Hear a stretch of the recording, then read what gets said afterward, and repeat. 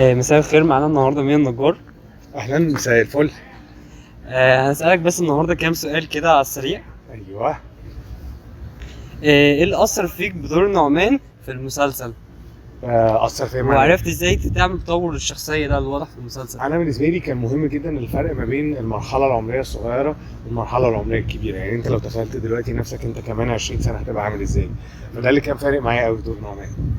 تمام. طب فكرة ميد فاست أصلا جت منين؟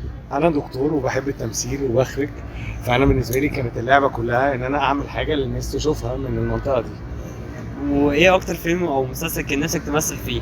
آه انا بحب موجة حارة جدا اشمعنى؟ عشان مكتوب كويس قوي، الشخصيات حلوه، برضه بدون ذكر اسماء، بتاعه سيستم المحسن. تمام. طب إيه في أعمالك جاية أو كده، أعمال جاية ليك؟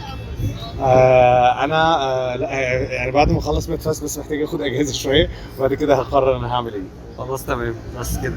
ميرسي. ألف شكر.